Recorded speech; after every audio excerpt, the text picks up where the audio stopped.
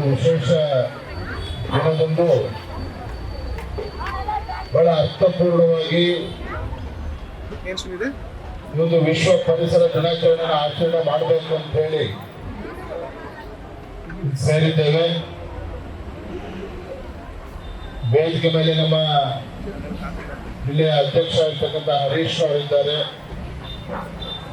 ನಮ್ಮೆಲ್ಲರ ಹಿರಿಯರು, ಶಾಸಕರು, ಮಾರ್ಗದರ್ಶಕರಾಗಿರುವಂತಹ ಸಿದ್ದು ಸೌದಿ ಅವರು ಕೂಡ ಇದ್ದಾರೆ.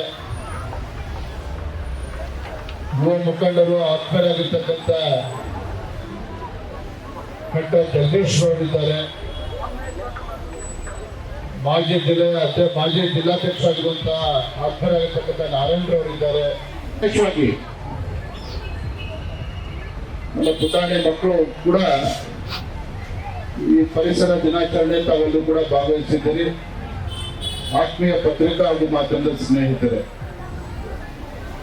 ತಮ್ಮೆಲ್ಲ ತಿಳಿದಿರೋ ಹಾಗೆ ಈ ವಿಶ್ವ ಪರಿಸರ ದಿನ ಕರ್ನಾಟಕ ರಾಜ್ಯದಲ್ಲಷ್ಟೇ ಅಲ್ಲ, ದೇಶದ ಮೂಲೆ ಮೂಲೆಗಳಲ್ಲೂ ಕೂಡ ಬಹಳ ಅರ್ಥಪೂರ್ಣವಾಗಿ ಆಚರಣೆ ಮಾಡಲಾಗ್ತಾ ಇದೆ. ಜಗತ್ತಿನ ಬೇರೆ ಬೇರೆ ದೇಶಗಳಲ್ಲೂ ಸಹ ವರ್ಲ್ಡ್ ಎನ್ವಿರಾನ್ಮೆಂಟ್ ಡೇ ಬಹಳ ಅರ್ಥಪೂರ್ಣವಾಗಿ ನಡೀತಾ ಇರುವಂಥದ್ದು. ಇಂಥ ಒಂದು ಮಹತ್ವವಾಗಿರ್ತಕ್ಕಂಥ ಕಾರ್ಯಕ್ರಮ, ವಿಶೇಷ ದಿನ ನಾವು ನೀವೆಲ್ಲರೂ ಕೂಡ ಅರ್ಥ ಮಾಡ್ಕೊಳ್ಬೇಕಾಗಿರ್ತಕ್ಕಂಥದ್ದು, ಪರಿಸರ ಸಂರಕ್ಷಣೆ ನಮ್ಮ ಜವಾಬ್ದಾರಿ. ಪರಿಸರ ಸಂರಕ್ಷಣೆ ಕೇವಲ ಒಂದು ಸರ್ಕಾರದ ಜವಾಬ್ದಾರಿ ಅಷ್ಟೇ ಅಲ್ಲ, ನಾವು ನೀವು ಎಲ್ಲರೂ ಸಹ ನಮ್ಮ ಪ್ರತಿಯೊಬ್ಬರ ಮೇಲೂ ಕೂಡ ಒಂದು ದೊಡ್ಡ ಜವಾಬ್ದಾರಿ ಇದೆ.